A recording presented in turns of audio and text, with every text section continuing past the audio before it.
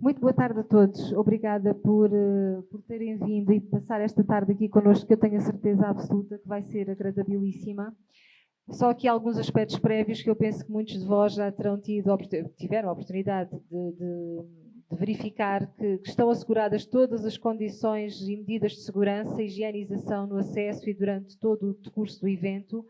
Cumpre-se o distanciamento físico entre cadeiras, quer aqui no painel, quer no público.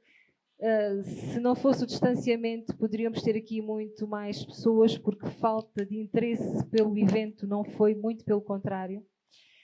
É obrigatório o uso de máscara, menos nós. Já nos chafamos. Apelamos a todos que durante a conferência se mantenham nos vossos lugares, devendo em qualquer situação que necessitem se levantar a aguardar por indicações do staff. A saída do evento vai ser também fila a fila, portanto agradeço que aguardem, por favor, a indicação dos elementos do staff aqui presentes. É proibida a captação de som e imagem durante a conferência, incluindo as pausas, com exceção do staff devidamente acreditado. No entanto, e muito obrigada, Pedro, estão autorizados diretos. Se alguém quiser, estejam à vontade. Muito obrigada. Bom, vamos iniciar então os trabalhos. A Halpaxis, enquanto empresa de mediação imobiliária sediada na cidade de Beja, sente a necessidade e a responsabilidade de interagir com a comunidade onde desenvolve a sua atividade, uma vez que considera importante a partilha, o conhecimento e a reflexão. Desta forma, assume o dever de o proporcionar. Em linha com esta forma de pensar, promove esta conferência cujo tema incide na cidade enquanto património material e imaterial e a forma como a arte, nas suas várias vertentes, tem ajudado e ajudará a afirmar a identidade e a espiritualidade da polis. Passo a palavra agora a Maria Helena Palma, a grande mentora deste evento.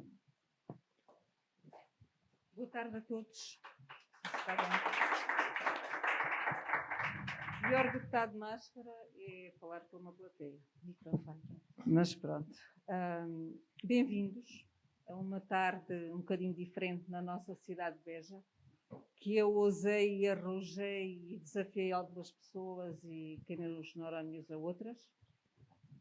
E começo por agradecer a vossa presença e disponibilidade para nos acompanharem nesta tarde de conversa, pensamento e reflexão. Não fosse a complexa e difícil situação que estamos a atravessar, seríamos certamente muitos mais nesta sala para partilharmos uma tarde que nos faz falta ante o cinzentismo dos dias que vivemos.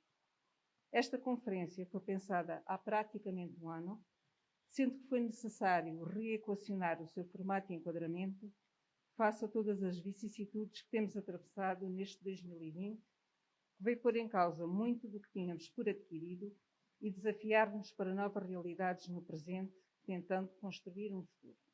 Vou só pedir desculpa por falar isto. Do muito que temos experienciado desde março, é transversal a toda a população o pensamento e agora? Como vamos fazer? Como vai ser o futuro? Em que medida devemos ou não deixar para trás formas de estar e traçar novos caminhos? É por este motivo, e porque na minha atividade profissional principal tenho o privilégio de contactar com imensas pessoas de vários quadrantes, de diversos pontos do globo, com atitudes diferentes face à vida e que na sua transversalidade transmitem um pensamento comum, mudança, que considerei pertinente avançar com a conferência numa fase tão crítica para todos, mas onde urge pensar, pôr em causa e agir.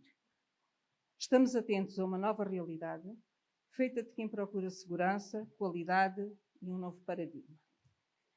Como praticamente todos os presentes sabem, a Halpaxis, no seu compromisso com a comunidade e território onde se insere, tem ao longo dos últimos 6 anos tentado novas abordagens e interação com a população, pois são as pessoas, os seus sonhos e os seus anseios a nossa razão de existir.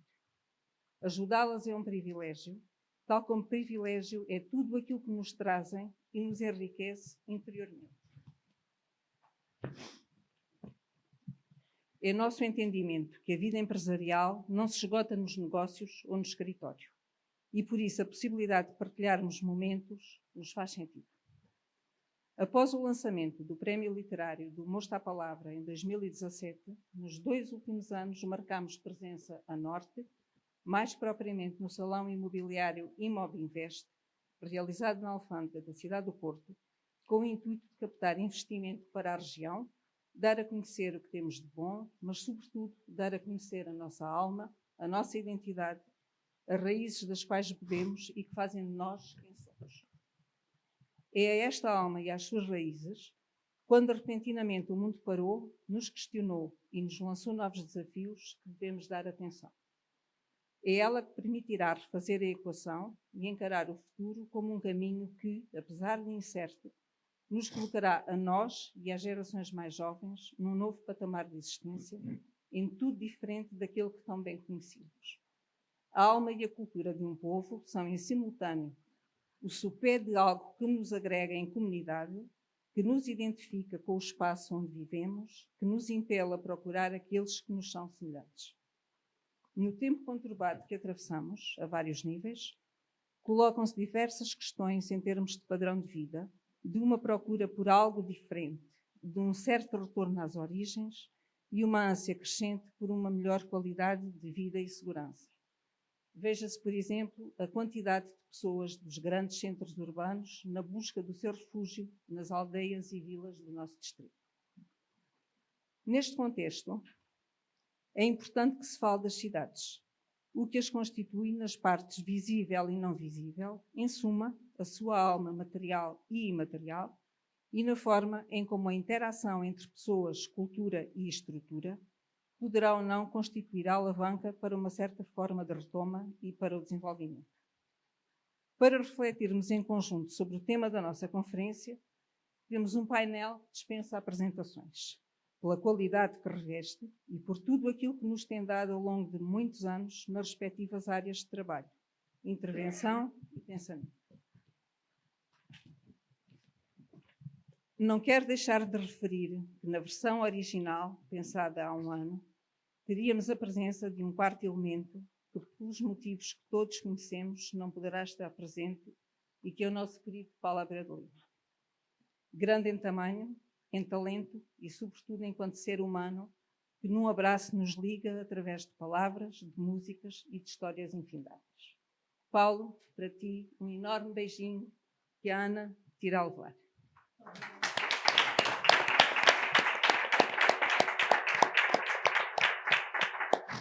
Agradeço desde já a presença dos nossos 3 palestrantes, que numa junção de pensamentos improvável nos irão conduzir pelos caminhos da arte, da profundidade humana e de um novo futuro que começa a despontar. Obrigada ao Bruno Ferreira por mais uma vez ter aceito o desafio que lhe coloquei. Ao Paulo Barriga, que gentil e prontamente acedeu ao repto. E finalmente ao Pedro Brunhosa, a quem endereço um enorme agradecimento por tão amavelmente ter aceito participar na improbabilidade desta tarde e desta conversa. Obrigada à Câmara Municipal de Beja, que acreditou e apoiou a nossa ideia desde o início. Obrigada ao Centro Unesco pela disponibilidade e logística.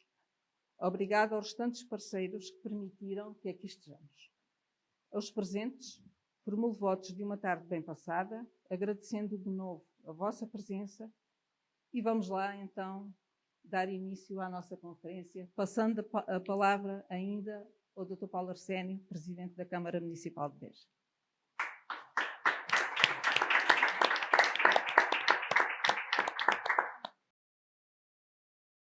Ora, muito boa tarde a todas e a todos. Permitam-me tirar então aqui a máscara durante 2 ou 3 minutos nesta breve introdução.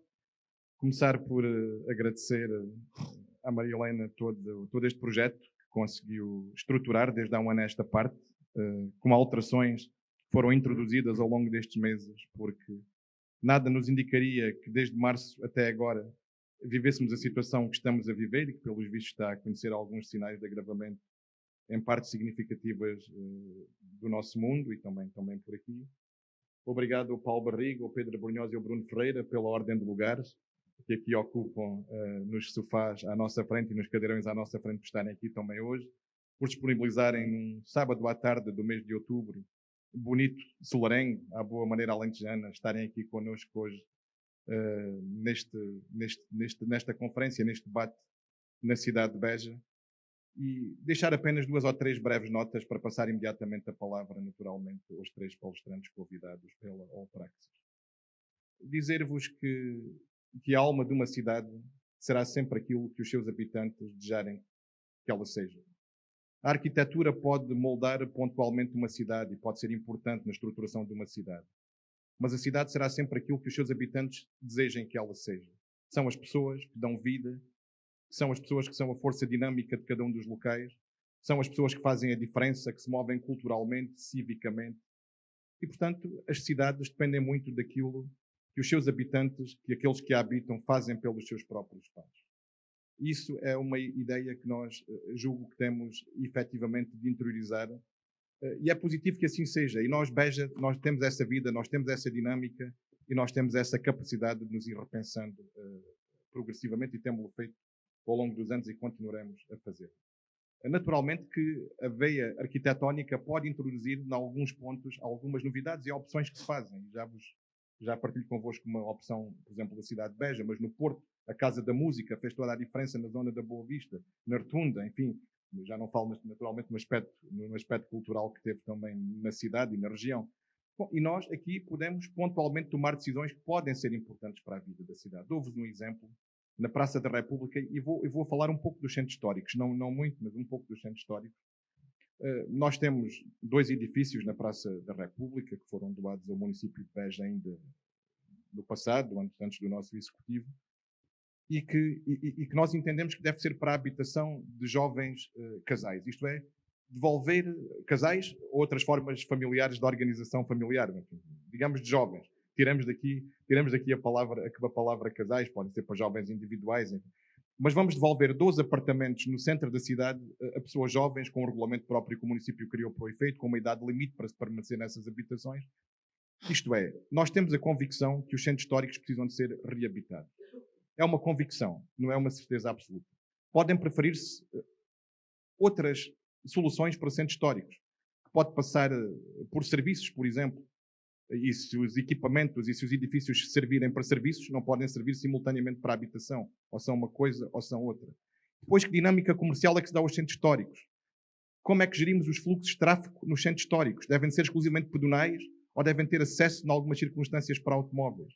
Portanto, tudo isso nos leva a refletir sobre aquilo que são o interior das nossas cidades. E o Porto e Lisboa, como grandes áreas metropolitanas e como cidades, naturalmente, características diferentes, já estão também numa fase de discussão à qual nós em Beja ainda não chegámos, mas à qual poderemos vir a chegar daqui a algum tempo.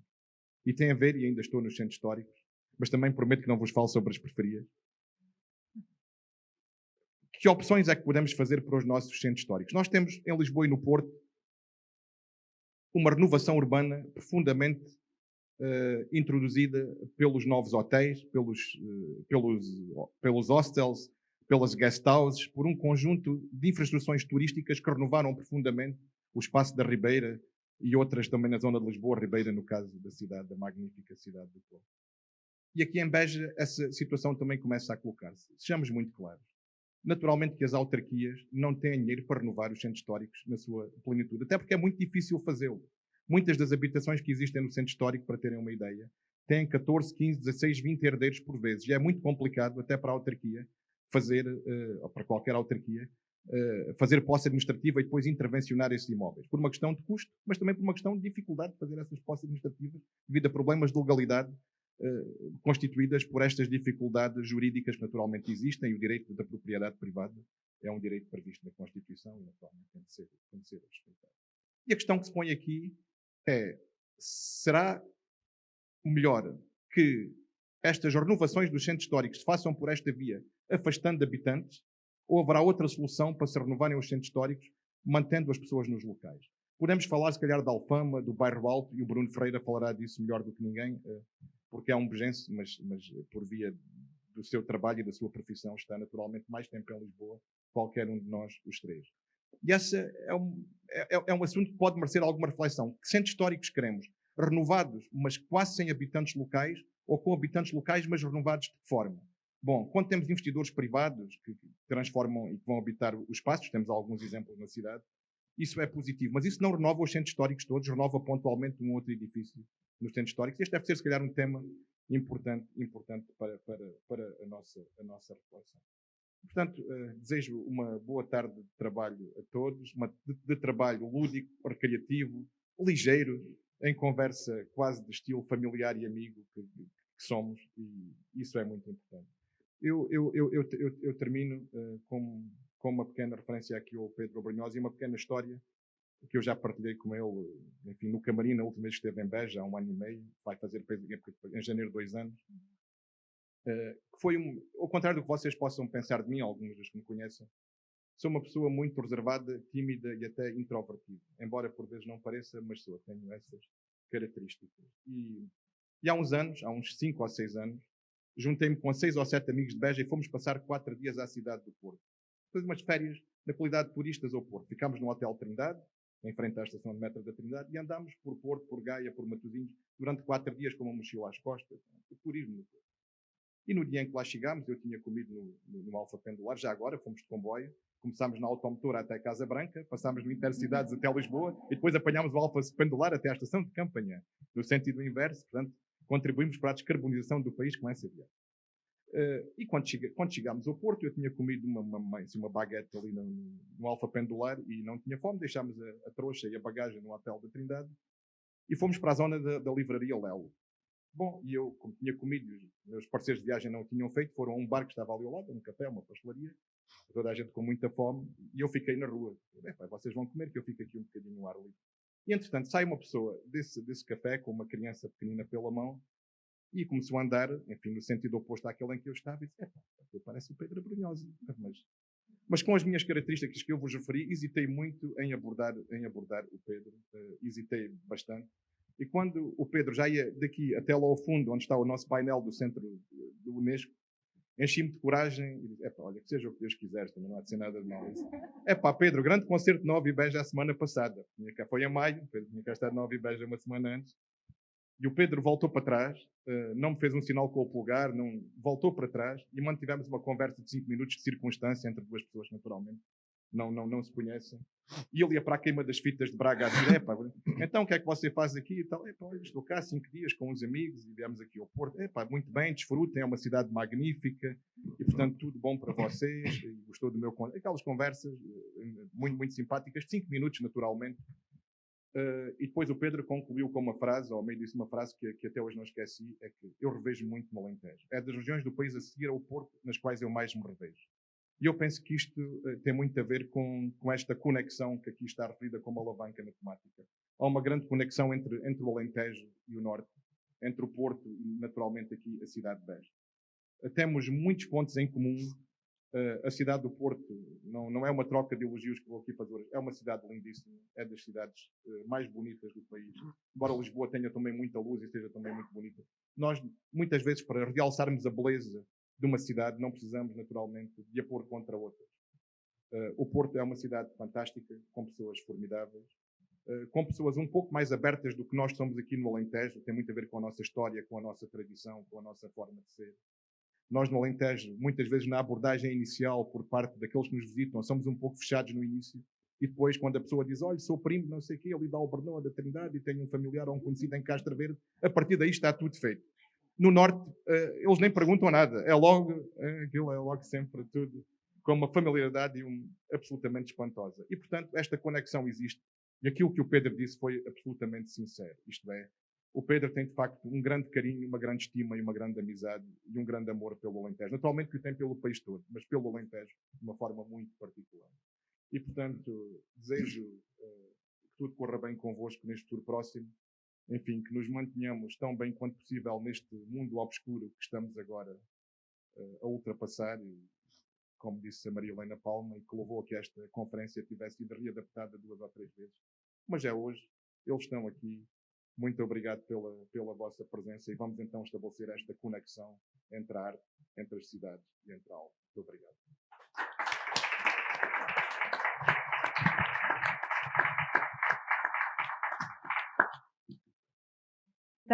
Os nossos convidados Vou começar por Pedro Brunhosa. Pedro Brunhosa começou a sua formação musical pela via da música erudita. Aos 16 anos estudou análise, composição e história da música na Escola da Música do Porto. No Conservatório estudou composição e integrou o grupo de música contemporânea de Madrid, assinalando espetáculos em Espanha e em Portugal. Em 1984 seguiu-se o jazz. Regressando a Madrid, Pedro Brunhosa aprendeu a tocar contrabaixo, participou em seminários internacionais, formou bandas, tocou em orquestras e partiu em digressões. Produziu o programa Até Jazz, da Rádio Clube do Porto. Fundou a escola de jazz, Cool Jazz Orquestra. Seguiram-se os Bandemónio e em 1994 o primeiro álbum, Viagens, que atingiu a tripla platina e inaugurou uma série de sucessos nas tabelas. Tempo, editada em 1996, atingiu quádrupla platina. Silêncio, de 1999, O Momento, de 2002, foram respectivamente platina e dupla platina. Em 2010, reúne os Comité Caviar e atinge a dupla platina com o álbum Longe. Em 2013, lança Contramão. Em 2019, lança o seu 8º disco de estúdio, Espiritual. Um aplauso.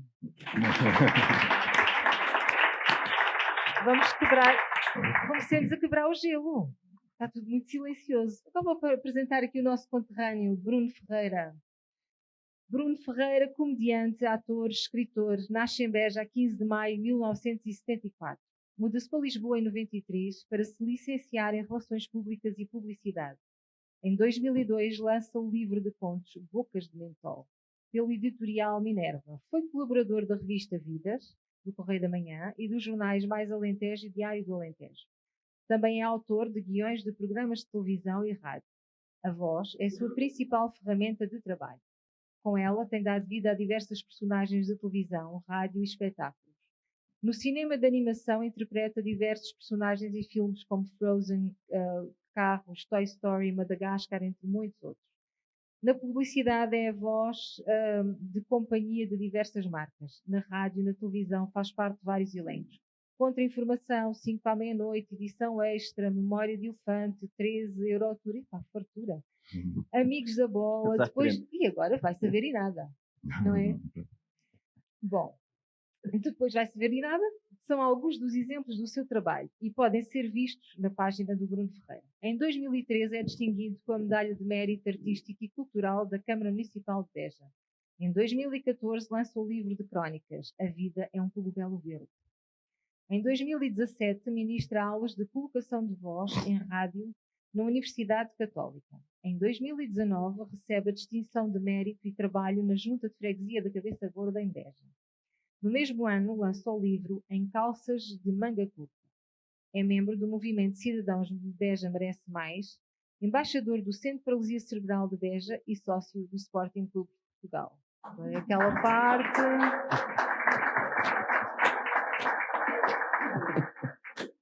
Passemos ao Paulo Barriga. Paulo Barriga nasce num ano fantástico, que é o de 1968, uma colheita perfeita. Perfeita. É. Iniciou a carreira em 84 no movimento das rádios livres. Integrou redações e publicou em vários jornais e revistas, nomeadamente O Independente, Grande Reportagem, Correio da Manhã, Visão, Expresso, Sol, Ler, Diário de Notícias, Volta ao Mundo, Sábado ou Diário do Alentejo, de onde foi diretor. Detém o título de professor especialista em jornalismo pelo Instituto Politécnico de Lisboa e é licenciado em jornalismo internacional pela Escola Superior de Jornalismo do Porto. Integra a equipa do projeto piloto de literacia para os média e jornalismo com certificação do Conselho Científico Pedagógico de Formação Contínua. Foi bolseiro da Fundação Carlos Gulbenkian em investigação jornalística. Publicou vários livros no campo da reportagem, da história e da etnografia. Um aplauso para Paulo Barriga. Obrigado. Quando, no outono, ocasos tristes douram ruínas que a esperança veste de eras, e há fluidos do perdão no olhar das esperas, e as almas só existem no que foram. E quando os céus proféticos agoram verdades que ressurgem de quimeras, com grinaldas, distintas primaveras, as mãos da morte, a tua fronte eleva. E pálida, sorris, embevecida. Em teu olhar onde delira o outono, vejo extinguir-se em luz a minha vida. Por outros mundos, a tua alma voa. E na saudosa tarde de abandono, um sorriso de flores nos abençoa. Poema de Mário Beirão, um poeta vegese. Quando no outono ocasos tristes douram, ruínas que a esperança veste de eras, e há fluidos de perdão no olhar das feras, e as almas só existem no que foram. Pedro Brunhosa. Podemos fazer alguma analogia entre a quadra de Mário Beirão e um pensamento de futuro baseado na vivência e na experienciação? Em primeiro lugar, permitam-me agradecer ao Praxis, à doutora Maria Helena Palma, que incansavelmente promoveu este evento e que tem sido, enfim, uma companhia à distância em tertúlias e debates interiores, à Câmara Municipal de Beja, ao Dr. Paulo Arsénio, muito obrigado.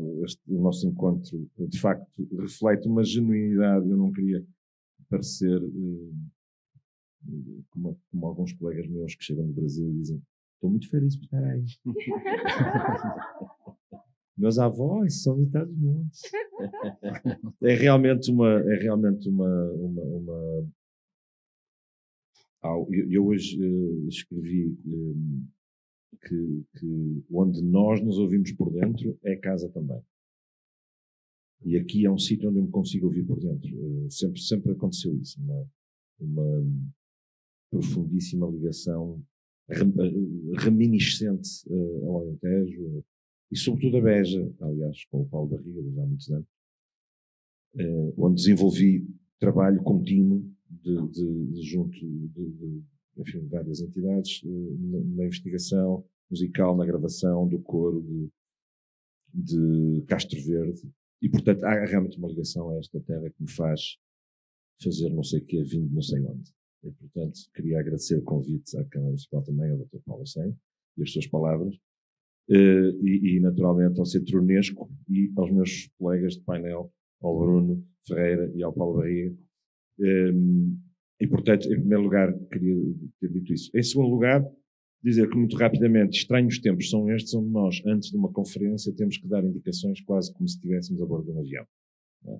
Mantenham a distância de segurança, as máscaras colocadas, aos vossos lados só falta a sinalética. As saídas de emergência estão colocadas e no final, enfim, são tempos estranhos.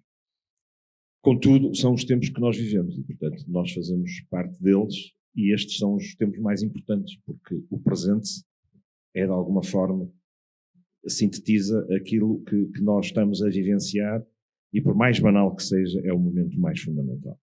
Ora, este poema belíssimo de Mário Beirão é um poema que coloca esta questão, depois de tudo, o que resta. Eu diria, resta sempre o futuro. Ora, o homem, a humanidade, o homem enquanto humanidade, é o único ser que consegue ter uma narrativa de futuro. Nós sabemos que pode haver uma percepção do fim em alguns animais, em algumas espécies, nomeadamente algumas que são muito próximas do homem. Sabemos que o cão, isto por estudos, enfim, não sou o que eu afirmo, Desmond Morris, por exemplo, que o cão consegue, a uma dada altura, intuir que é o fim. Mas é muito próximo do fim que isso acontece. Nós, o homem, consegue perceber que a vida é um caminho que terá fim.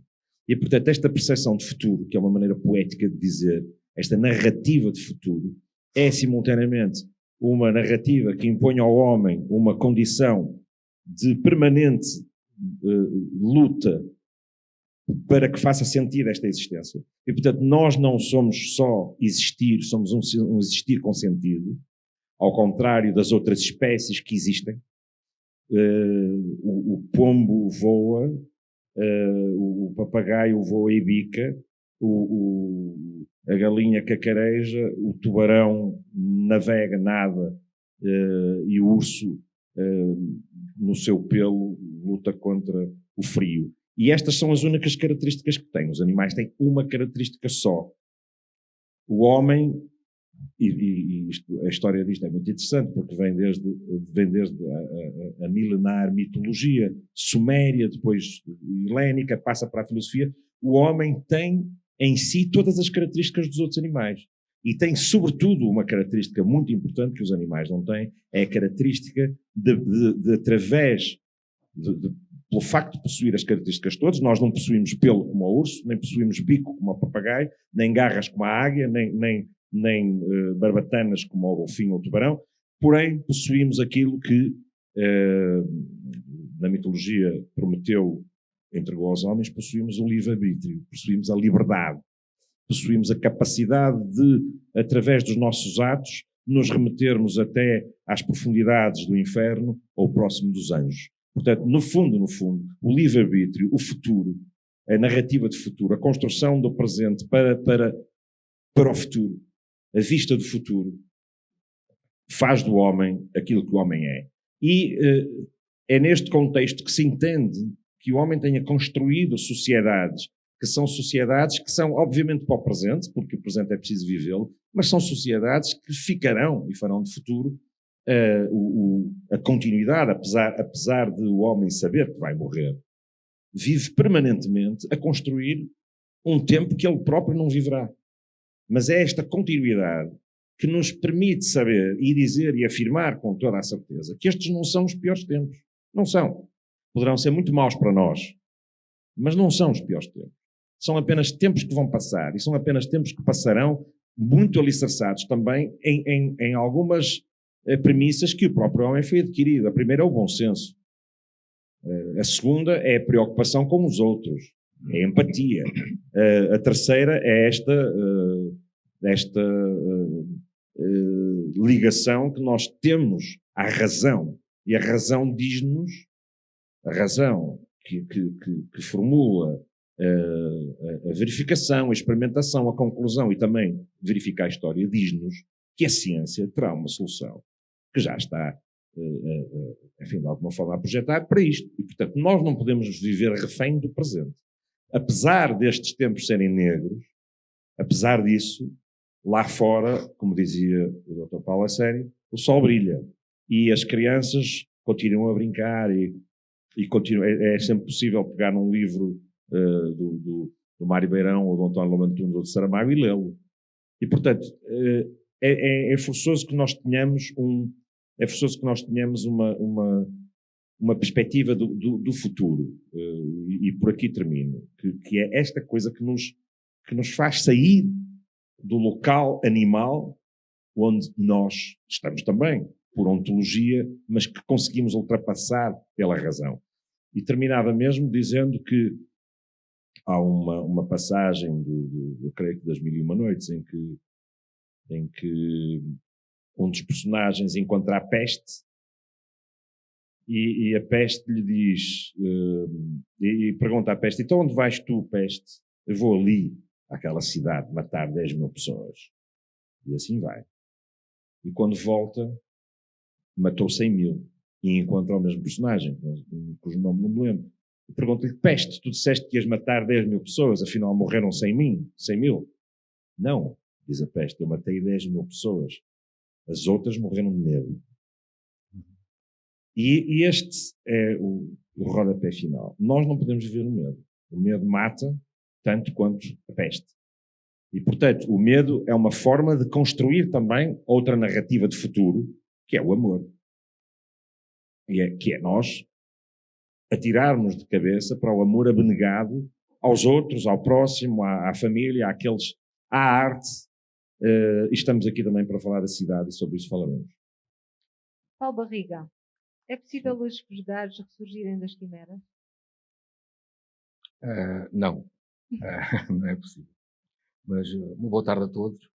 Eu não tenho este tom de oralidade, já estou todo nervoso só estar aqui. Já passaram para mim, isto é uma coisa. Costumo estar sempre sozinho no meu cantinho e tal. Pronto, é bem diferente.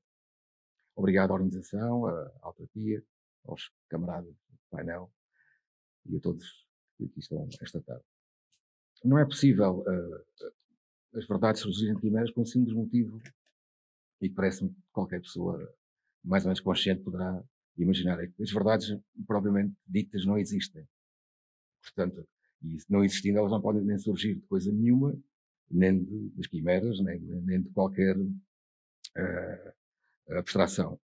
E eu estou a dizer isto enquanto jornalista profissional e também enquanto professor da cadeira de jornalismo no ensino superior. Aquilo a que chamamos vulgarmente verdades, ou verdade, não é mais, ou não costuma ser muito mais do que uma sugestão da realidade. Ou seja, é uma apropriação que nós fazemos de qualquer coisa em determinado momento e que tem muito a ver, é muito influenciado com, não apenas com o tempo histórico em que essa coisa está a acontecer, mas também com outras componentes envolventes, como a cultura da pessoa que a vê, como a ideologia da pessoa e, acima de tudo, com uma coisa que nós muitas vezes não equacionamos, que é o tempo comunicacional em que a coisa acontece. Portanto, a verdade diria, uma espécie de representação mais ou menos próxima do real ou de uma certa ideia, como é que é dizer, ética do real. Eu dou um exemplo com o jornalismo, que eu posso falar melhor, falaram mais da cultura, dessas coisas, com outro conhecimento e com outras bases.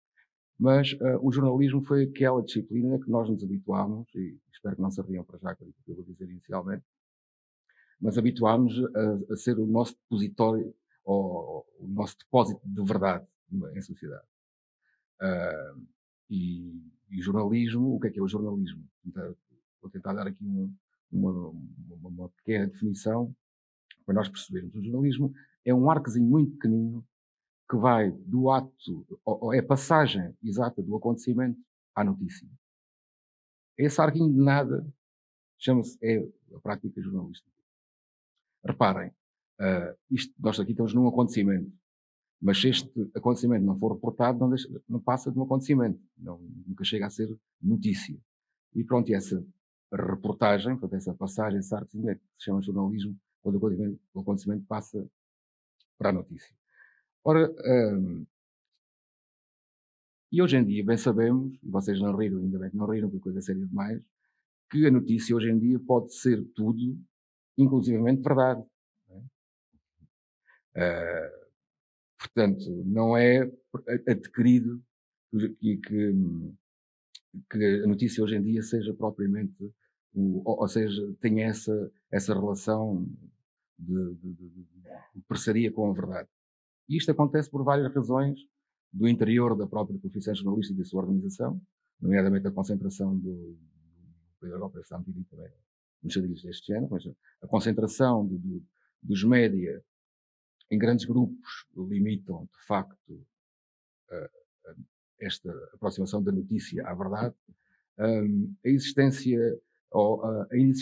de passado nas redações jornalísticas limita esta existência. Portanto, os jornais e as redações são constituídas por jovens, muito jovens, mal assalariados, que estão muito vulneráveis às pressões externas, e isto leva a problemas terríveis.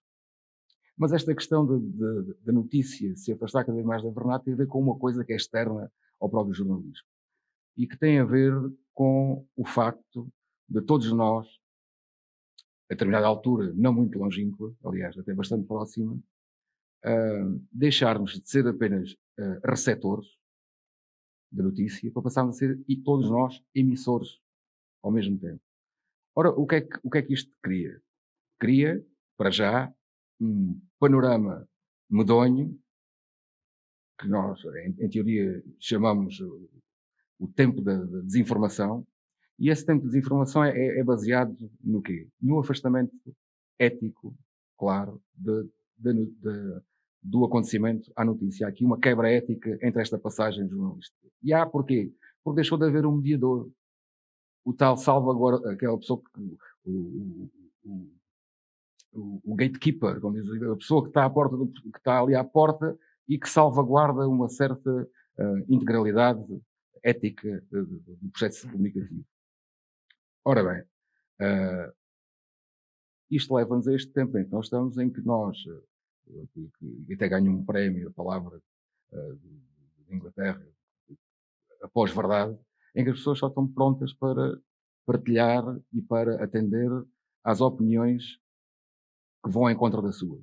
Tudo o que está no outro lado está no outro lado da barricada e estamos num clima permanente de guerra comunicacional que destrói todas as outras bases de vida em sociedade. Mas isso depois nós falaremos um bocadinho disso lá mais à frente. E à falta de um jornalista mediador, que era tradicionalmente, o que é que vai acontecer? As pessoas, todos nós, são sujeitos e vulneráveis a todo o tipo de atrocidades e arbitrariedades comunicativas, que normalmente hoje chama-se fake news, mas isto pode ter outras implicações de outro tipo, mas isso dava, de facto, pano para mangas, era uma conversa que se calhar vocês também não estão aqui para ouvi-la, mas pronto, era só para lançar aqui um alerta sobre estas questões e voltar a dizer, não é possível, de facto, que as verdades possam ressurgir de quimeras, porque, de facto, as verdades não existem. Bruno, tem o sorriso de flor o poder de abençoar a alma de uma comunidade? Muito obrigado pela pergunta, que é também, à semelhança dos meus companheiros de painel, agradecer à Helena e ao Paxis e a todos os parceiros deste evento, este convite, também a presença aqui do Sr. Presidente da Câmara e é com o maior gosto que estou aqui com estes meus dois amigos a debater, ou pelo menos a ajudar a pensar sobre algumas coisas entre a cidade, a alma e a arte. A questão, tem o sorriso da flor o poder de abençoar a alma de uma comunidade? Tem. Tem de todas as formas. Tem naquilo que é literal, porque essa flor tem esse dom, é uma manifestação da natureza colorida, bonita, delicada, que nos faz, que nos abençoa a alma. E também naquilo que é metafórico, porque as flores de uma cidade podemos também ser nós próprios, neste caso olhando para a cidade como sendo a cidade um jardim. Portanto, se a cidade é o jardim, a flor somos nós, cidadãos, logo compete-nos a nós também abençoar esse jardim que é a cidade. Como todos sabemos, um jardim não resiste sem que haja um jardineiro dedicado e sem que essas flores, sejam elas as reais ou as alegóricas, sejam regadas, sejam cuidadas, sejam podadas, sejam tratadas. O que acontece muitas das vezes é que os jardineiros dessas flores talvez não tenham a disponibilidade total para tratarem do jardim. Neste caso, estamos a falar do jardim chamado Beja, mas evidentemente do modo geral. O indivíduo, enquanto ser único e social, desenvolve-se num contexto multicultural, multissocial, podia chamar assim, com regras, com padrões, com crenças, com valores, etc. Torna-se, portanto, assim, a cultura um processo de intercâmbio entre diferentes indivíduos e comunidades, logo é uma sociedade. Aqueles cidadãos, olhando para eles agora como flores desse jardim, cabe exigir condições comunitárias, mas também cabe outra função, que é participar ativamente na conquista dessas exigências que reclama. À classe política, nomeadamente ao poder executivo, seja ele nacional ou regional, cabe fazer cumprir as exigências dos cidadãos, criando em todo o espaço de atuação da cidade condições necessárias para o desenvolvimento dessa comunidade. Ou seja, voltando à pergunta inicial, a flor, essa tal flor só sorri quando o cumprimento destes dois papéis se cruza em determinado ponto. Ou seja, quando temos cidadãos exigentes, quando temos cidadãos envolvidos, quando temos cidadãos críticos e quando temos cidadãos que trabalham nessa comunidade. Mas quando isso se cruza com um poder executivo que vai ao encontro das exigências, dos anseios desses cidadãos e que cumpre as suas obrigações perante esses mesmos cidadãos.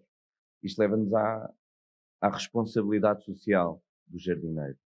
A responsabilidade social é um termo, aliás, que se desenvolveu dentro do marketing, dentro do mundo das empresas. Normalmente refere-se àquelas empresas que, de alguma forma, desenvolvem no seu espaço de implantação certas trocas com a comunidade que favorecem a comunidade. Mas responsabilidade social deveria ser muito mais do que isso. Ela aconteceu neste contexto de marketing porque o consumidor se tornou um consumidor cada vez mais exigente. Mas o cidadão também deve ele próprio tornar-se cada vez mais exigente. E aqui, saindo desse contexto das empresas no que toca à responsabilidade social, a mesma deveria ser aplicada ao cidadão. Ou seja, o cidadão é ou deveria ser tão exigente ou mais do que o próprio consumidor. Só que, na realidade, nós observamos que talvez não seja. Talvez nós nos preocupemos mais com uma compra que vamos fazer, com as nossas garantias enquanto consumidor, enquanto cliente, saber quando é que podemos trocar, como é que podemos trocar, se vem o talão, se a fatura tem contribuinte, como é que são as nossas defesas de consumidor, mas depois, enquanto cidadãos, acabamos por falhar nessa mesma medida, naquilo que toca à exigência perante a comunidade, perante a sociedade. Ou seja, não se trata de comprar uma peça de roupa, trata-se de cuidar da sua rua, do seu prédio, do seu bairro, em última análise da sua cidade. E eu creio que não, que esse cidadão não é tão exigente quanto o consumidor atual.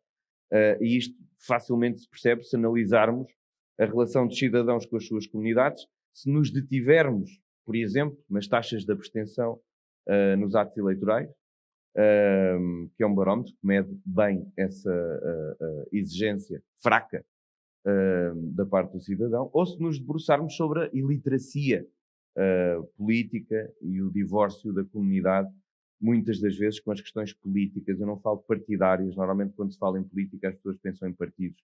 A política é a gestão do dia-a-dia. Nós em casa temos uma política. Nem que seja, vão todos para a cama a uma certa hora, ou não almoçam na sala, só almoçam na cozinha. São políticas. Portanto, focando a resposta na pergunta, e para terminar, já vou aqui a alongar-me, o sorriso da flor é-nos oferecido nessa flor, desse jardim, pelos artistas, pelos artesãos, pelos músicos, pelos poetas, pelos artistas plásticos, pelos atores. E se as flores, se não forem essas, as flores, esses são pelo menos as abelhas que hão de polinizar as flores e permitindo-lhes que sorriam. Muito bem. No fundo, prestámos aqui também uma homenagem ao poeta, ao grande poeta Mário Beirão, que não é tão divulgado como se calhar muita gente conhece de Mário Beirão, é o Castelo de Beja. É talvez o poema de Mário Beirão mais conhecido. Não é. Posso só interromper? Com certeza. O poema mais conhecido do Mário Beirão, e por isso mesmo nós não falamos muito dele, é o Hino da Mocidade Portuguesa. Pois, há essa conotação. Estava a falar aqui mais a nível local, pois, é mais o Castelo de Beja. Mas é mais ou menos aí essa. É, sim, exatamente. É, lá vamos nós cantando e a rir. E o Castelo de Beja? Pronto, talvez sejam os poemas mais conhecidos de Mário Beirão. Mas pronto, hoje ficámos aqui todos a conhecer mais um poema de Mário Beirão lindíssimo. E no fundo agarrando um pouco nesse poema e como fio condutor e herança que recai nas populações, seja ela do ponto de vista cultural, social, económico, a sua essência que identifica todas as populações ao longo dos tempos, ocorre uma questão acerca da interligação de todos os aspectos naquilo que é a alma das cidades. Pedro Abrunhado, estudioso e conhecedor destas questões, que quer partilhar connosco um pouco da sua reflexão sobre este tema? Eu gosto da maneira como diz Epá, Parece quem quer ser isto milionário. aqui, não, até podemos, Não, estou a podemos brincar. ensaiar isso até ao Estou a final. Mas é que isto Mas, em primeiro lugar, e chamar-me estudioso destas questões também não. não, mas é. Mas, e tenho a certeza que haverá aqui quem muito mais cientificamente e com muito mais autoridade poderia estar a discutir a questão. Cidades, alma, arte, é o que está aqui em cima.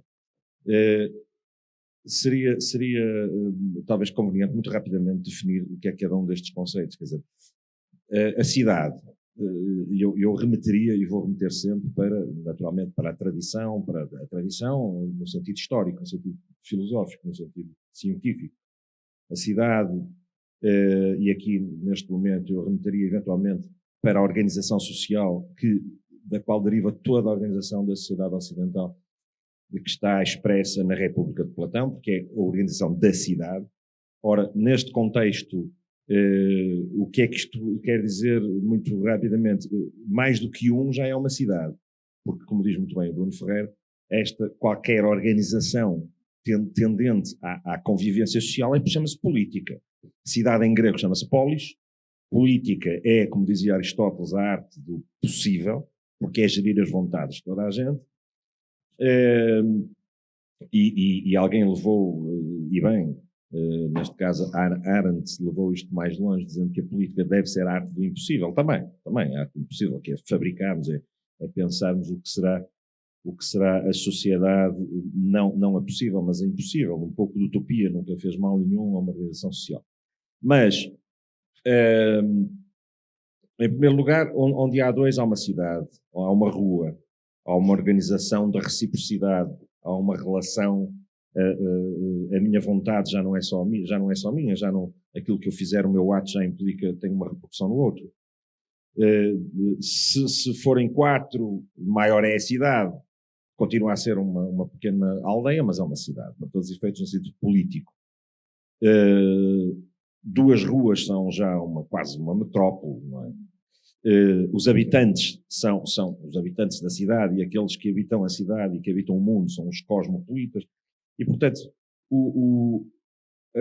a cidade é sempre uma organização social.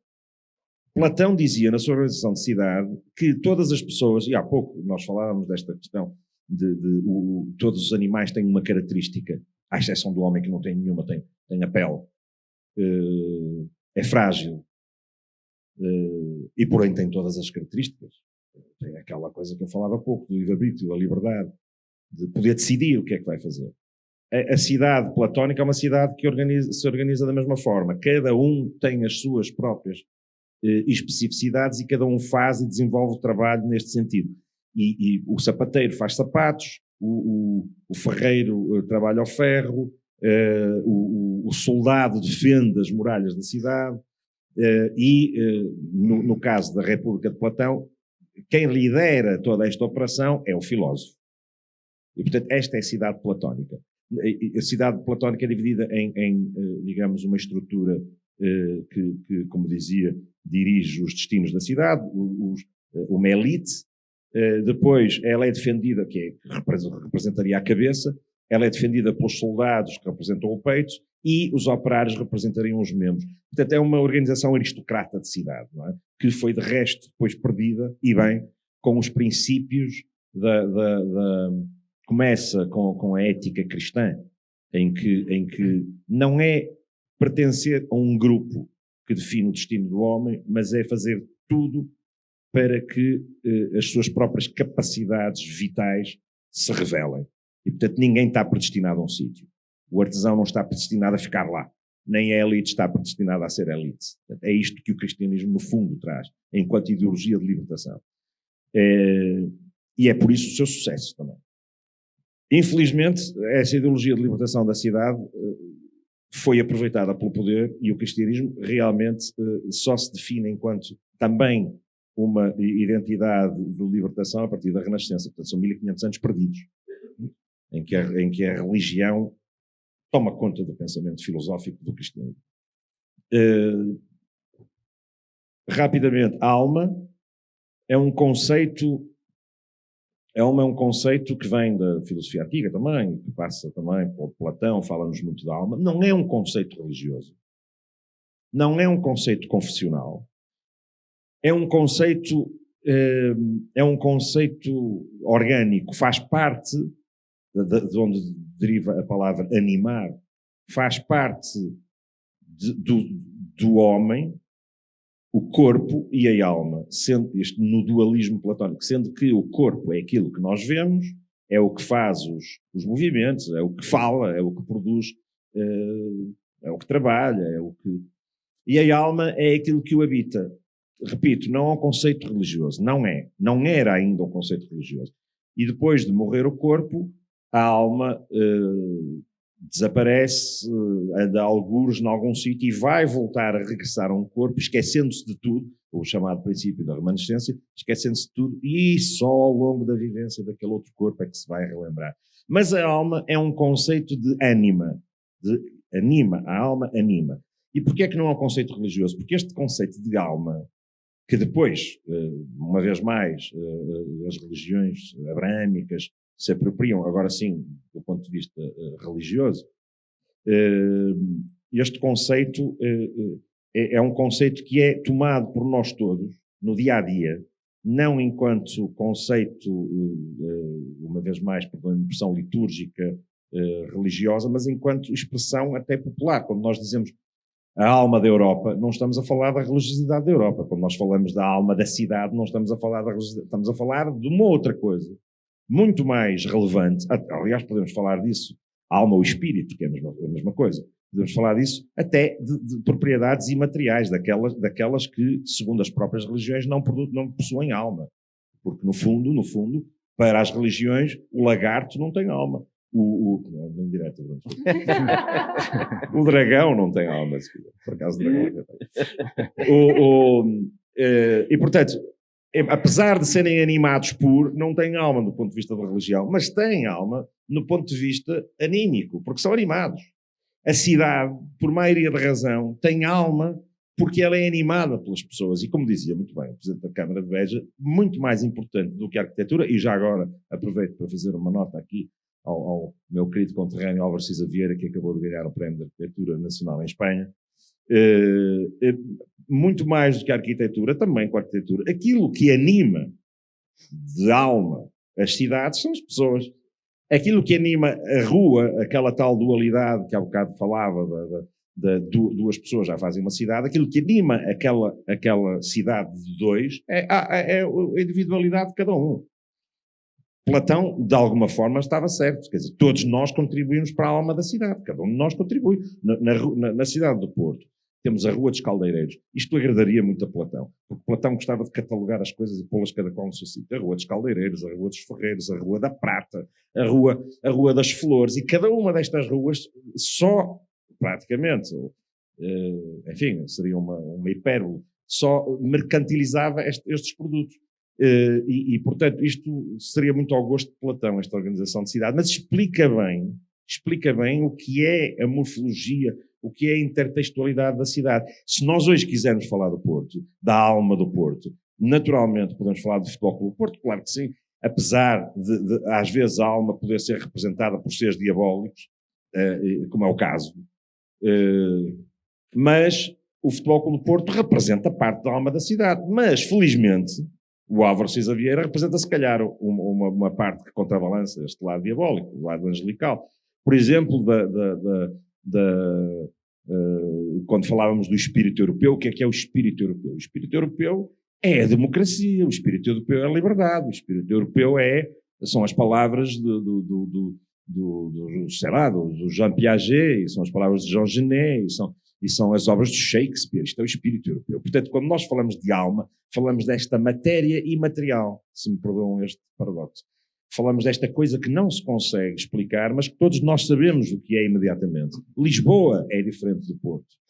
E nós sabemos porquê. Porque o espírito de Lisboa é diferente do Porto. E ainda bem que assim é. Aliás, eu hoje, a passear em Alvite, ouvia as pessoas na rua, mas muitas que me abordaram, e a pronúncia do Alentejo, e faz-me saber que estou num sítio que tem uma outra alma. Não estou no Porto, Ó Pedro, anda cá! Vamos fazer uma fotografia. Não foi assim. Eu aí estaria em campanha. Não, e é essa a diferença. Para finalizar a arte, definir arte, não vou fazer, é uma tarefa demasiado complicada e seria para outro debate. Mas arte, arte é tudo aquilo que nos retira deste local para nos levar para um local mágico, diferente. Não tem que ser bonito. A arte não tem que ser bonita. A arte tem que ser um outro mundo, um outro tempo. Tem que nos tirar deste tempo e de repente o conceito de tempo é outro. A arte é talvez, porventura, a maior das criações da humanidade. Ai, ficava aqui o resto da tarde só a ouvir. Pronto, continuamos no Quem Quer Ser Milionário.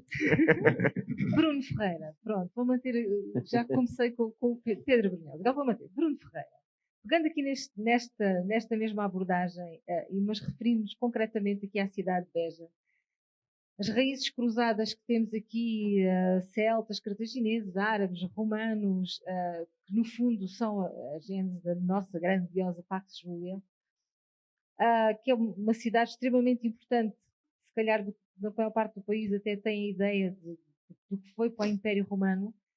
Que paralelo é que podemos estabelecer entre estas heranças passadas e a alma atual da cidade? Pergunta para 100.000 euros. 100.000 euros. Eu acho que era injusto até mesmo para com essa memória da grandiosidade que Beja teve ao longo dos séculos, dizer que sobram mais ruínas do que outras coisas.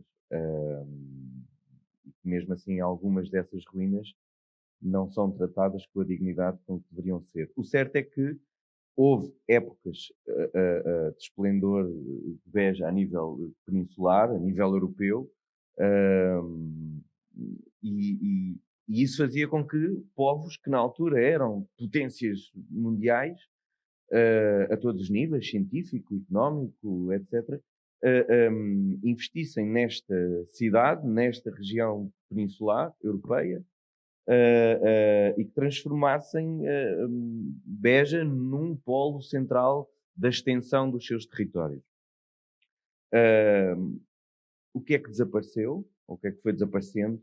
Ou o que é que se interpôs entre essas características que tornavam esta cidade tão apelativa e um território tão desejável em tempos já idos? E vamos à pré-história, portanto nem precisamos só de nos focarmos nestas civilizações ainda que longínquas, mas mais recentes.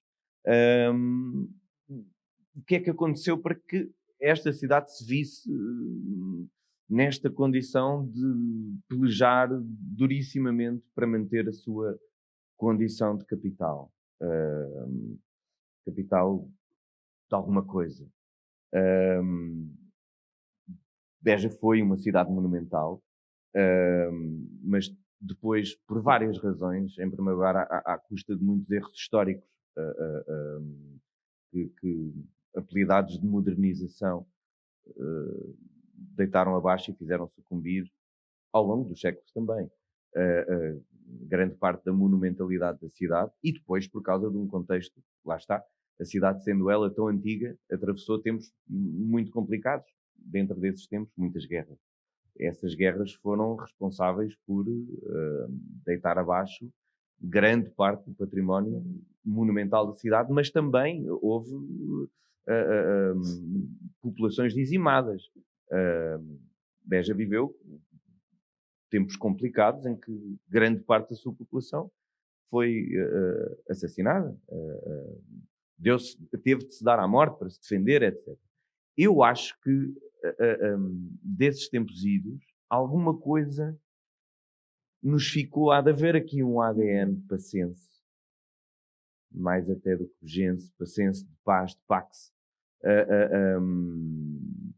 e de paca, ou seja, quer romanos, quer árabes, o significado dos nomes que deram à cidade foi sempre esse, paz. E isso é muito importante, não só porque aqui Júlio César veio estabelecer a paz com os lusitanos, e vejam, ele não escolheu nem Olícipo, nem Lisboa, nem nenhuma outra grande cidade romana da Península, nem sequer do lado espanhol, escolheu Beatriz da Badajoz, porque na altura as fronteiras nem eram assim tão definidas, escolheu Beja. O que eu acho é que há de subsistir no nosso espírito, na nossa alma, aquela que o Pedro falava, aquela que é intangível, alguma reminiscência desse lutador, desse ser resiliente que cá se manteve, porque senão nós não tínhamos cidade. Se não fosse por todas essas comunidades antigas que defenderam a cidade, primeiro o Castro, depois as muralhas, franceses, espanhóis, árabes, ou seja, acho que temos que ter esse ADN, e acho que esse ADN da alma pacense deverá ser recuperado.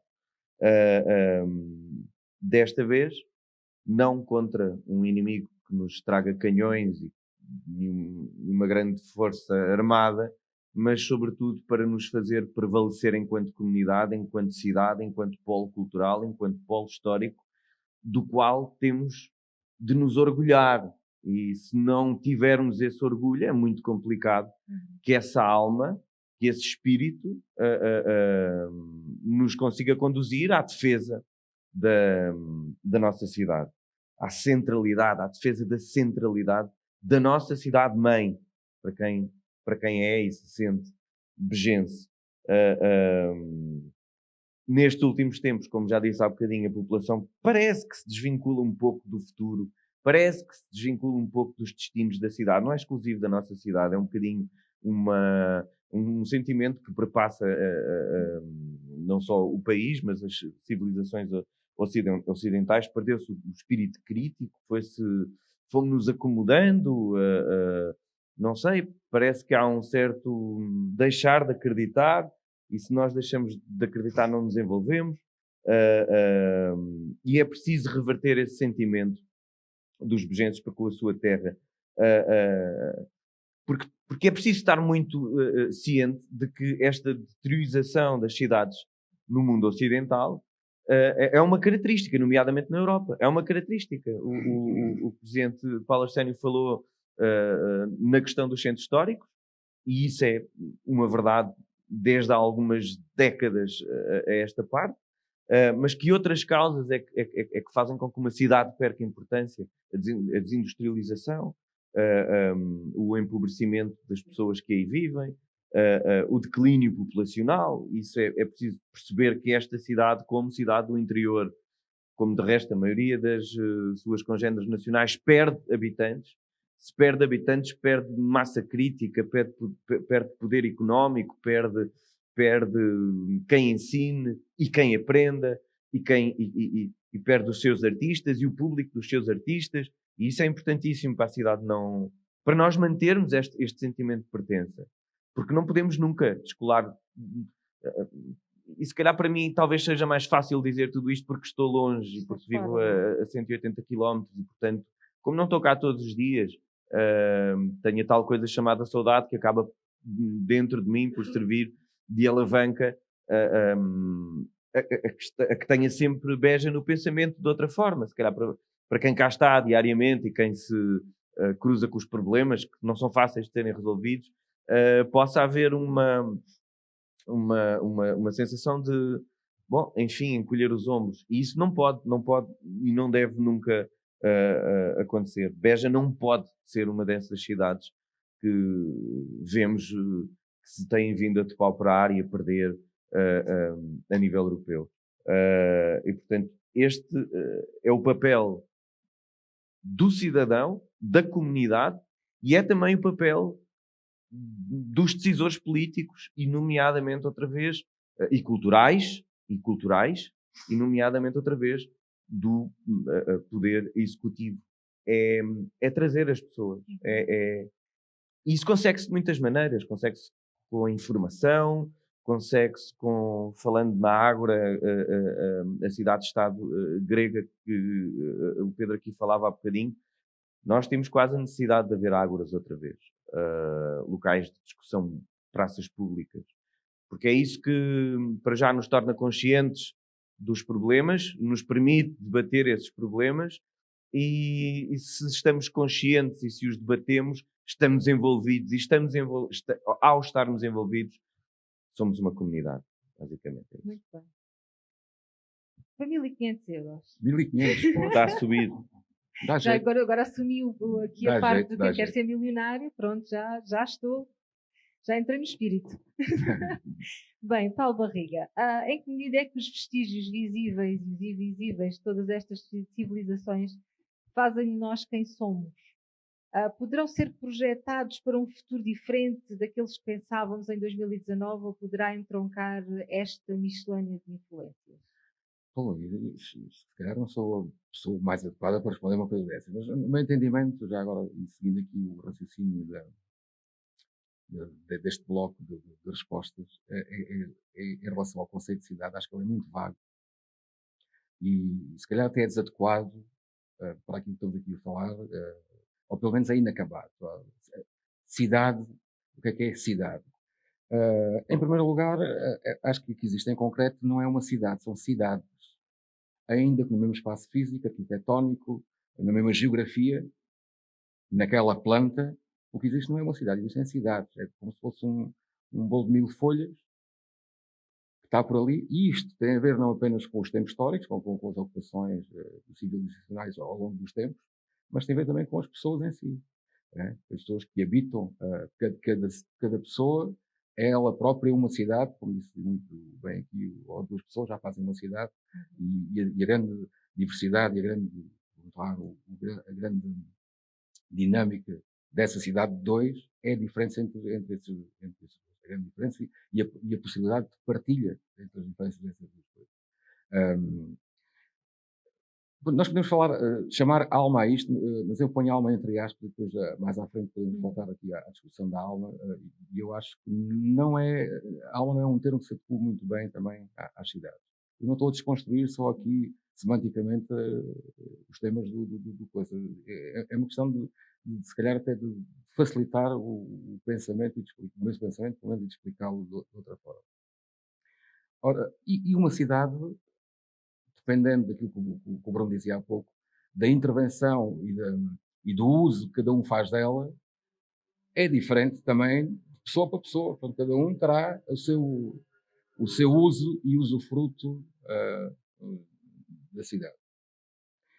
Quando há bocado falava lá fora com o Bruno sobre isso, quando o viajante o Marco Polo se encontrou com o grande Khan no grande reino, no grande Império do Oriente, o que o grande Khan queria ouvir nem sequer eram coisas longínquas do Marco Polo, queria ouvir descrições exatas das cidades do seu próprio império, que ele era tão vasto que ele próprio nunca poderia visitar, isso aí já não tinha tempo útil de vida para visitar todas as cidades. Ele queria que o Marco Polo, de alguma forma, lhe explicasse, descreva-me lá as cidades. E o que o Marco Polo conseguia fazer, até com alguma ficção à mistura, porque é difícil de descrever todas as cidades do Império tão vasto como do Grande Cão, mas ele transmitia estado de espírito, também emoções, projeções e não lugares concretos. Há um livro fantástico, era isso que estava a falar com o Bruno, que é do Italo Calvino, chama-se As Cidades Invisíveis, que fala exatamente desta impossibilidade material da cidade. Né? A cidade é mais aquilo, a nossa construção mental do que propriamente a materialidade, aquela coisa. Essa também existe, e essa é muito importante, e há pouco falamos da monumentalidade de Beja, e da necessidade de preservar, e é nesse encontro entre o urbanismo, o património edificado e o ato cultural, o ato de vivência diária, que faz uma cidade e que transfere a tal alma, entre aspas, outra vez, veremos, para a cidade. E sim, acho que sim, as cidades, e agora respondendo à pergunta concreta, as cidades, em todas as suas fatias históricas, em todos os seus momentos, e dependendo de quem as usa e as habita, são uma caixa de ressonância dos tempos passados, claramente. E nesse sentido são muitas a mesma e única cidade. Tal como os cidadãos, e são várias entidades no mesmo corpo. Cada um de nós é várias entidades no mesmo corpo. É isto que posso dizer mais sobre a questão. Obrigada. Pascal escreveu: as mãos sustêm a alma. Bruno, são precisas muitas mãos para o conseguir? Não são precisas muitas, são precisas todas as mãos para o conseguir. O Pascal era um cientista, começou por ser um grande cientista, foi o inventor da primeira calculadora, da teoria da probabilidade, ou seja, era um jovem brilhante, era um cientista prodigioso no século XVII, até que, a dada altura da sua vida, tem um acidente numa das pontes em Paris, acaba por ter a sorte de sobreviver e decide isolar-se, vai viver para um mosteiro e, portanto, passa a ser um filósofo e passa o resto da sua vida em meditação. Isto leva-nos, ou traz-me aqui a José Tolentino Mendonça, que é um teólogo, é evidentemente um cardeal, é um homem da religião, mas é também um poeta, é também um filósofo, é um ensaísta, é um intelectual. E diz ele, numa comunidade a nossa vida não depende apenas de nós e das nossas escolhas. No fundo é um bocadinho o resumo daquilo que temos estado todos aqui a dizer. Todos estamos nas mãos uns dos outros. E isto vai colar com essa afirmação de Pascal. Todos experimentamos como é vital esta interdependência. Ou seja, isto para dizer, numa comunidade, se não houver essa teia, esse enredar de dedos das mãos, essa comunidade será sempre deficiente. Eu dou um exemplo, e muito honestamente eu não me recordo quem é que me contou esta história, foi uma história passada cá em Beja, em que vem uma família de turistas portugueses, vêm de outro sítio, e param ali naquelas bombas de gasolina, quem chega à cidade ao pé do cemitério, e perguntam onde é que se pode almoçar. Sendo que a pessoa que lhes responde diz: amigo, isso não vale a pena, isso está tudo fechado, olha, vá a Castro Verde, ou já não sei para onde é que ele mandou as pessoas. Isto é o que é preciso combater. Isto não é só a ausência das mãos, é um corte numa das mãos. Ou seja, aquilo que eu dizia ainda há bocadinho, que é preciso ter orgulho, que é preciso, de todas as formas, que esse sentimento pertença, deixe de ser apenas e tão só a tal alma intangível e passa a ser verdadeiro, passa a ser real. Isto podia ter feito com que em qualquer restaurante da cidade tivesse tido a oportunidade de acolher aquela família de turistas, deixado e causado uma boa impressão a essas mesmas pessoas e ao mesmo tempo arrecadado algum dinheiro que os ajudasse a pagar aos seus empresários, aos seus empregados, e a fazer a sua vida. É isto que é preciso combater. E, no fundo, essa é uma das mãos que nós precisamos assegurar a nossa cidade. O que é que nós... Eu acho, e voltando aqui à questão grega, é preciso voltar às raízes. É preciso, quando dizia há bocadinho que temos falta de uma ágora, talvez esse sujeito, se fosse a ágora, e se percebesse, se tivesse ouvido que os donos dos restaurantes precisavam de ter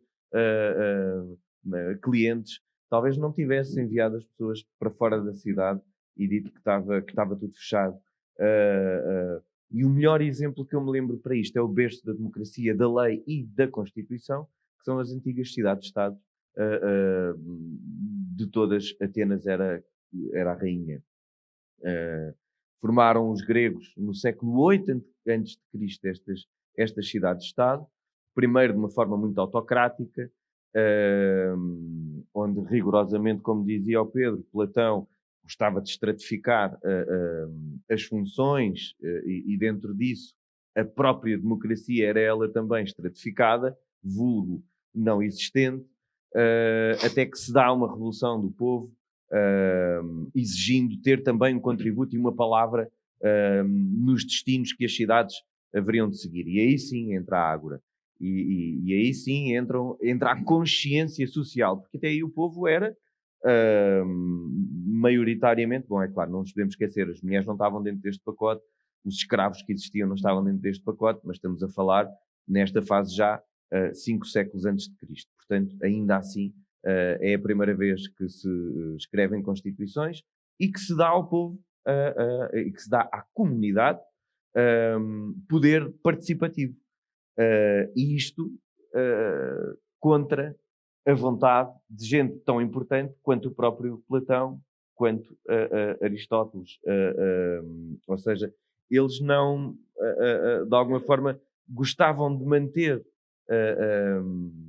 na sua posse, porque eles eram filósofos e eles sabiam que eram eles os seres pensantes e que as comunidades não tinham conhecimentos suficientes para tomar decisões.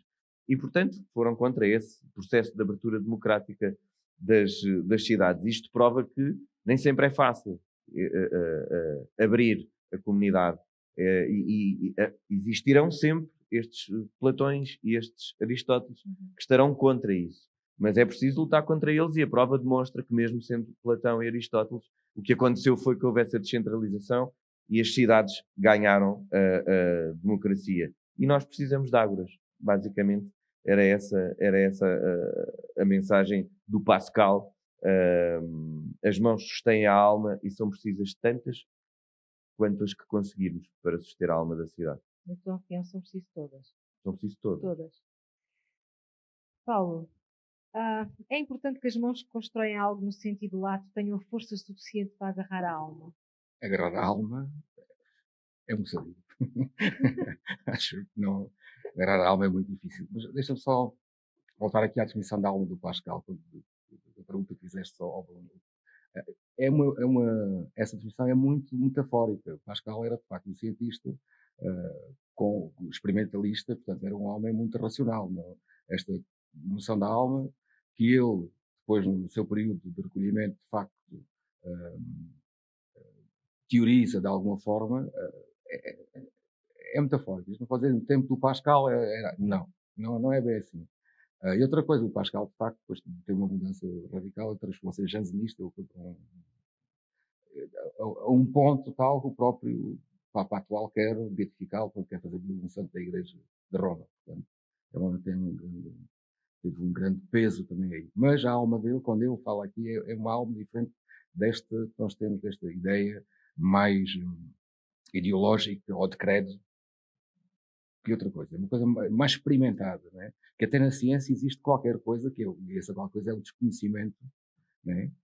Que está para além daquilo que é material. E isso poderá chamar-se alma. Mas eu acho que a alma, agora voltando à tua pergunta, é como as cidades, como há pouco tinha dito. Existe em cada um de nós de forma diferente e de forma particular. Não existirá uma alma. E tentar agarrá-la, de facto, acho muito complexo agarrar uma coisa que é tão múltipla. Não, é quase impossível. Isso não quase nem faz sentido. Mas se desligarmos esta definição da alma, do tal conceito dos tais juízos mais ideológicos, mais do credo, mais religiosos, aí sim. Aí talvez seja possível encontrar alma ou alguma coisa nas cidades, por exemplo, que é como nós estamos aqui a falar, e muito em concreto naquilo que será então essa tal alma, entre aspas, das cidades, que será a sua dinâmica, a sua cultural, social e artística. Nós estamos com muita dificuldade em falar da arte. Há pouco o Pedro foi para ali dizer que é a melhor das realizações da humanidade é a arte, e essa coisa que nos leva para lá do nosso próprio tempo, para lá da nossa, que nos deixa vaguear na nossa imaginação. Isso a arte nas cidades é de facto qualquer coisa de importante. Mas desta forma, se nós pensarmos nisso na alma, desta forma, a alma ganha de facto um contorno muito diferente e ganha aquilo que um filósofo, que eu gosto muito, que é um filósofo comunicacional alemão, falecido na Segunda Guerra Mundial, que era o Walter Benjamin, definia não como alma, mas como aura. Ou seja, para ele, aura era qualquer coisa que era próprio da obra de arte, e mesmo o tempo dele, que é um tempo já de obra de arte na época da sua reprodutibilidade em grande escala, como era o caso da música, que foram fazer as primeiras gravações sonoras, não sei o quê, que havia, e da reprodução da pintura em grandes quantidades. Mesmo nessa época, ele achava que, para nós, quando nós olhamos para uma coisa e achamos que aquilo é uma obra de arte, é porque essa coisa tem aura. E então o que é aura? É qualquer coisa de tal forma impossível de atingir que nós, mesmo sem percebermos nada de pintura, a reconhecemos num quadro de Picasso qualquer, nem que seja um desenho da série mais, da série Don Quixote do Picasso, são aqueles mais...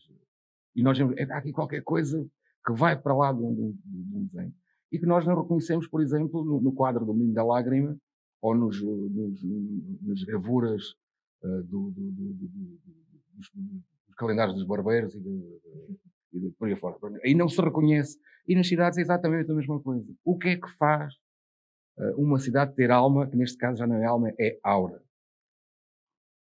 Exatamente isto. Ela ser esta ligação fortíssima entre as pessoas que a habitam, as políticas culturais para a cidade e o seu passado de mil folhas, preservando aquilo que é o seu património urbanístico e arquitetónico e arqueológico, que lhe dá uma certa capacidade ou transforma a cidade na tal obra de arte que tem a tal aura, que nós não sabemos definir. Podemos estar aqui a tarde toda a falar nisto e não vamos lá, mas existe, nós sabemos que existe, mas não sabemos dizer como. E aquilo que eu acho que antes de agarrar esta alma é fundamental, é de facto criar a aura nas cidades.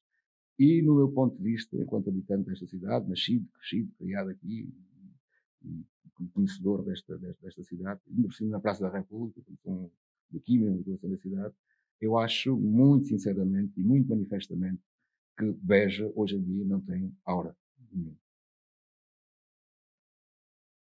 Ok. Qual é o papel da cultura enquanto mão que sustém a alma ao longo dos tempos, Pedro? Ora, eu vou tentar ser breve, porque nós acho que temos que dar para ter mais breve, senão digo eu. Eu agradeço teres olhado para mim. Não foi. Não, eu estou a falar contra mim. Não, eu muito rapidamente, eu acho que o Pascal aqui se refere às mãos que sustêm a alma no sentido da ação. Ou seja, a alma por si não movimenta o mundo se não for provida da ação. É isto que me parece que quer dizer. E claro que nós estamos aqui a discutir conceitos. O conceito da alma é um conceito poético. Nós estamos a discutir aqui um conceito que tem 6.000 anos e que já serviu para tudo e mais alguma coisa. Neste sentido é uma metáfora, não é? O que me dá a impressão é isso, é que é a ação. Ora, aquilo uma vez mais que faz da humanidade aquilo que ela é hoje, enfim, com as grandes conquistas e com as grandes derrotas também que a humanidade já teve. Uma frase exatamente do Walter Benjamin que diz, curiosamente, que aquilo no qual a humanidade também é muito boa é ser desumana. Portanto, nós somos simultaneamente a fronteira do bem e do mal. Aliás, nós somos o bem e o mal. E, portanto, a ação, uma vez mais, remetendo aqui para a liberdade de cada um, a individualidade, nós escolhemos agir. E essa ação vai definir, afinal, se a nossa, uma vez mais, permitam-me este conceito, alma é negra ou é luminosa. Não é? E, portanto, eu creio que é por aí esta expressão da nossa própria decisão enquanto produtores de. Nós fazemos, nós mudamos, nós transformamos. Nós, de facto, a cidade é transformadora. É transformadora, em primeiro lugar, é transformadora da paisagem. É transformadora da inter-relação das pessoas. É transformadora das vontades, é transformadora de todo um processo histórico e depois acaba por produzir à distância, como é o caso, por exemplo, da cidade de Jerusalém. A cidade de Jerusalém é uma cidade que está cravada hoje em dia no centro de uma das maiores disputas político-religiosas, humanas, entre judeus e árabes, entre judeus e palestinianos neste caso, e é uma cidade que já foi destruída, arrasada pelo menos umas 12 vezes e foi reconstruída, e sempre porque ali, porque aquele local, porque aquelas pedras, porque é que não vão uns para um lado, outros para outros. É exatamente porque as cidades adquirem essa propriedade de alma, que se apropriam do espaço. As cidades são um local profundamente identitário com o qual todos nós nos identificamos, com o qual pelos quais nos apaixonamos. Eu tenho a certeza que o Paulo Barriga e o Bruno Ferreira são profundos apaixonados de Beja, perdão, como o doutor Paulo Arsénio é, e provavelmente partilhamos sempre paixões que felizmente são diferentes, apaixonamos por razões diferentes, e tudo isso faz o futuro da cidade, essa permanente dialética entre todos. Isso é a alma. Aquilo que eu estou a assistir aqui hoje é a alma da cidade, e é também o ágora da cidade. A propósito da ágora, eu gostava, muito rapidamente, e dizes muito bem, a ágora é o espaço público onde as pessoas colocavam as questões, menos os escravos. E atenção, porque eu quando referi Platão, referi da perspectiva, logicamente histórica, porque o próprio Platão, na sua organização da República, excluía os artistas, porque os artistas eram aqueles, excluía os artistas da cidade, porque os artistas estavam permanentemente a rasurar os planos, portanto não tinham propriamente uma ação muito pragmática, não é? O Platão queria coisas eficazes, sendo que o Platão foi o maior artista da cidade, não é? Mas o que eu queria dizer em relação à ágora é que, de facto, os espaços públicos desaparecem não é de agora, desaparecem desde há muito tempo. Nós temos que parar de julgar a história como se fosse um achatar, em que nós vivemos ou no pior dos tempos ou no melhor dos tempos. Não, isto já passou por muito e irá passar por muito, e é preciso sempre perspectivar isto um pouco.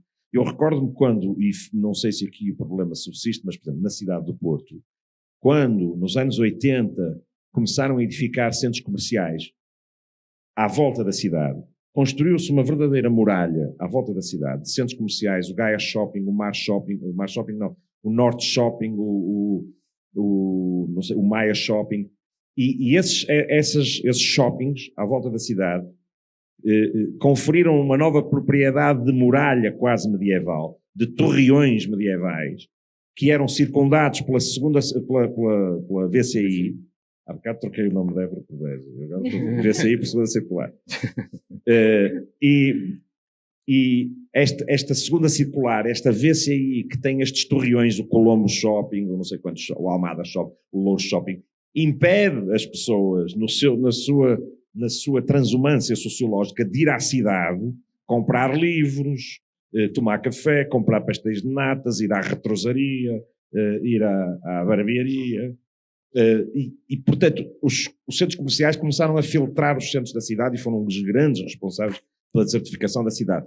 E a cidade foi depois tomada por uma série de outros interesses, quer imobiliários, quer até próprios interesses interstícios. A cidade de Porto é vítima disso. A cidade de Porto, hoje em dia, grande parte do centro histórico, o Rui Moreira debate-se hoje com isso, que é ter sido tomado por cartéis de droga e até por famílias. E estão a expulsar os novos habitantes da cidade. E o Rui Moreira, recentemente, teve uma ação de repopular, exatamente como aqui foi referido, com estudantes, porque os estudantes são resilientes, são determinados, é uma espécie de gentrificação, mas é preciso encarar a gentrificação como também um novo desafio do tempo. E aqui foi dito isto muito claramente também. Esta noção política de cidade, uma vez mais a polis, a arte do possível, de congregarmos todos, faz parte disto, para rematar e para terminar, que Pascal diz: as mãos sustêm a alma. Pois, as mãos sustêm a alma, porque a alma sem mãos não age. A alma não produz, a alma não escreve, a alma não compõe. É preciso as mãos que o façam. E é neste sentido que há esta, se quiseres, desreligiosação da alma. Não é a alma que habita o corpo, é o corpo que possui a alma e que através do seu próprio estado físico, produz tudo aquilo que a humanidade conhece.